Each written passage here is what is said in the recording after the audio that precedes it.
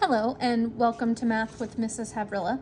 This is Mrs. Havrilla and today we're doing Unit 1, Lesson 10. In this lesson, we continued talking about volume of composite figures or two rectangular prisms put together to make one shape. And specifically today we were talking about the expression or equation that we would use to represent that volume. So we're going to be doing so in all of our practice problems here today. With number 1, it says to write an expression that represents the volume of this figure, and then it says to find the volume. In order to find the volume of a composite figure, I need to find the volume of both of the rectangles that I see. And I can see that they've already split these rectangles for me. So if I'm looking at it, I can see that I have one rectangle that sits here, and this is the bigger sort of rectangle on the side. And then I have a second rectangle that is smaller. Its height is much shorter than my first rectangle. Now what I'm going to do is I'm going to go ahead and label these rectangles as rectangle A and rectangle B, because that's going to help me both to create my expression and to solve. So, in order to find the volume of A, I'm going to have to find the length, the width, and the height. I can see the width is identified and the height is identified, but I notice here that the length isn't just the length of A, it's the length of A and B combined. Combined, A and B both equal 10.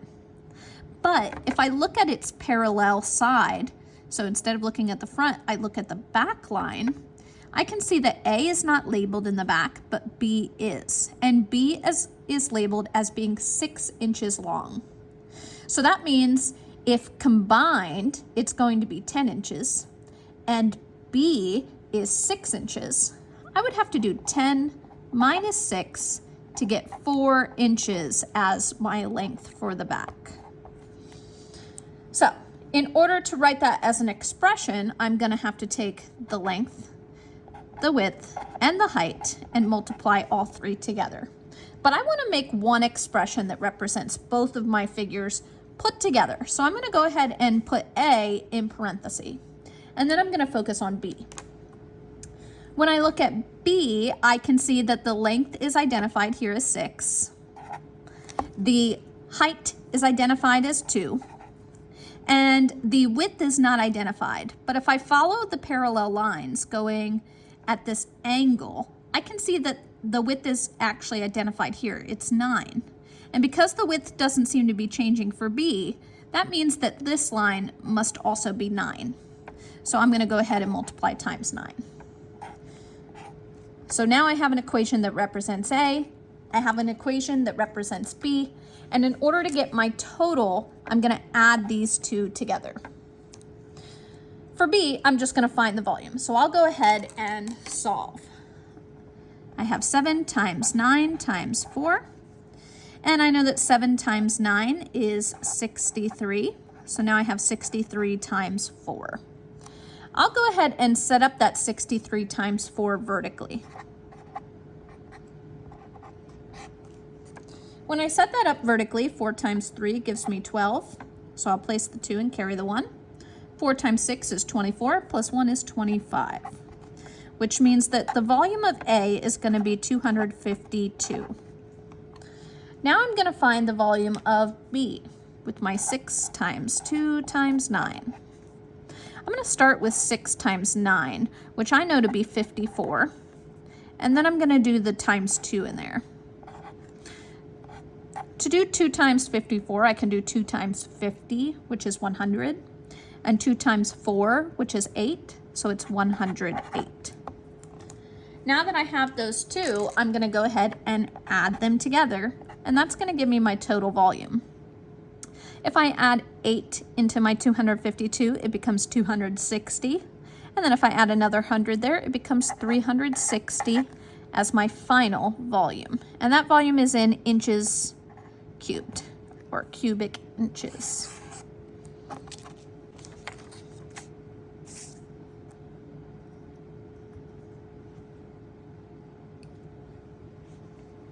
For For 2, it says which expression correctly represents the volume of this figure. Now, I can see that I have a figure here, and I have a skinny little rectangle looking piece here and an even skinnier looking piece here.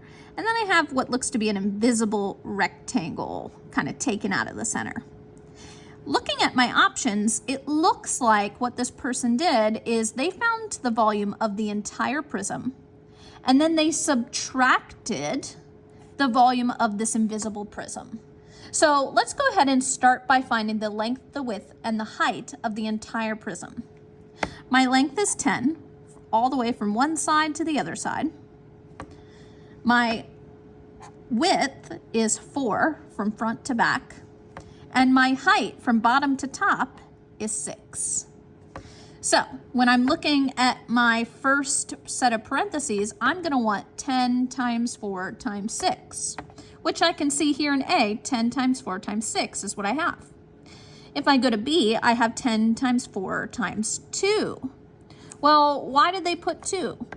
It looks like this person made a mistake and thought that this tiny height here of 2 would be the entire height if I were to go all the way to the top. But that's not the case. It stops right here. And I need to go all the way up, which means it needed to be that 6. So I'm going to go ahead and cross out B. For C, I have 10 times 4 times 6, which is correct. And then for D, I have 10 times 4 times 2 again, so I'll have to cross that one out. Now I need to figure out what it is I'm subtracting. Well, this student is subtracting this invisible rectangle. They found the volume of this giant whole rectangle, and then they're taking away this invisible part. So how do I find out the length, the width, and the height of this invisible part? Well, let's start with the length.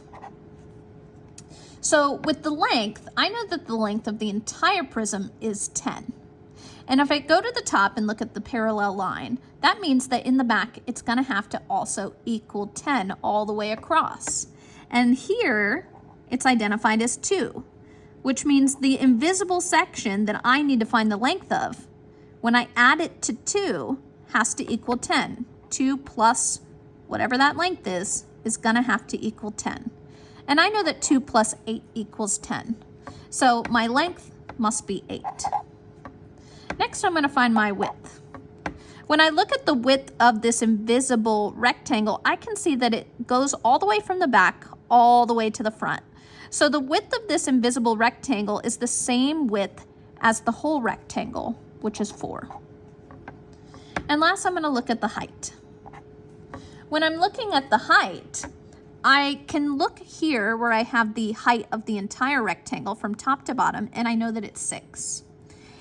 And when I look at the parallel line in the back here, I can see that this smaller rectangle only has a height of 2, which means that this other section here has to be added to the 2, and that's going to equal 6. Blank plus 2 has to equal 6. Well, 4 plus 2 equals 6, which means my height must be 4. That means that in order to subtract the entire invisible rectangle, I would have to do 8 times 4 times 4, subtracted from my 10 times 4 times 6. So let's see what I have. I have a 10 times 4 times 2. That's not right. And then for C, I can see 8 times 4 times 4, which is exactly what I needed. So my answer must be C. If I were solving it this way for B, I would start with 10 times 4 times 6, which I know that 4 times 6 is 24. Bring down my 10 times, and I get 240. I'm going to subtract another number from that 8 times 4 times 4. 4 times 4 is going to give me 16. So I have 8 times 16 that I'm subtracting. I'll set that up vertically off to the side. 8 times 6 is going to be 48. 8 times 1 is 8. And then I have plus 4 is going to give me 12. So I have to subtract 128 from my 240. And that's going to give me my total volume. Let me go ahead and set that up vertically.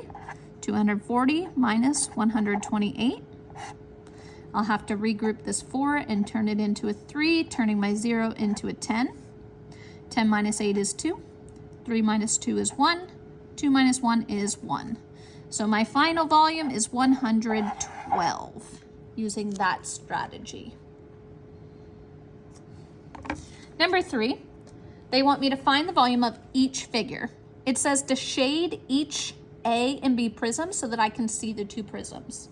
Now, if you don't have colored pencils or anything at home to shade, then you can use your pencil and lightly shade one side and then just ignore the other side. There's a couple different ways that you could split these, but I'm gonna go ahead and for A, I'm gonna split the front off of A. Let me switch this page out real quick because my paper's bleeding through. There we go. So, when I'm looking at A, I'm gonna go ahead and imagine that there's a line here. And this line is separating the front rectangle from the back rectangle. So I'll go ahead and shade in this front rectangle. Now, I'll go ahead and label A and B. So this is gonna be my A, and the orange one is gonna be my B. For A, my length is 10, my height is 2, and then I have a length here of 12. So I actually have a width of 10, a height of 2, a length of 12. So length times width times height. To do that, I'll go ahead and do 12 times 2 to start, which I know is 24, and then I'll add on that times 10, which is going to give me 240. Now I'll go ahead and do B. For B, I can see that the length is 6, the width is 4, and the height, well, the height's not labeled, but if I look all the way back here, I can see that the height is labeled right here. So if my height is labeled here, that means this line is 2, this line is 2, this line is 2. All of my heights are 2 because it's not getting any taller. It's staying the same height all the way through. So my height has to be 2. I'll go ahead and start with 6 times 4, which is 24, and then bring down my times 2 to get 48. So now all I have to do is 240 plus 48 to get 288 as my total volume. All right, I'm gonna do the same thing on B. For B, I'm gonna go ahead and draw a line here, taking off that top piece, letting this whole bottom piece be all one prism. And again, if you don't have a colored pencil or anything or highlighter at home, you can just lightly shade it in with your pencil and you'll be able to see your two different ones. Now I'll go ahead and label A and B. All right, looking at A. The length of A is actually labeled right here. It's 1. The width is this angled line, which is not labeled at all here, but it is labeled right here as 2. So my width has to be 2. And then I need my height. Now I can see that to go all the way from the bottom of this figure to the top is a total of 3. And my smaller one on the bottom looks to have a height of 1, which means that 1 plus whatever this height is here has to equal 3. Well, I know that 1 plus 2 equals 3. So when I combine that 2 and that 1, I get a total height of 3, which means my height of A must be 2. Multiplying these together, I have 2 times 2 to get 4. Bring down my 1 times, and my volume is 4 for A. Now looking at B. For B, my length is going to be 4.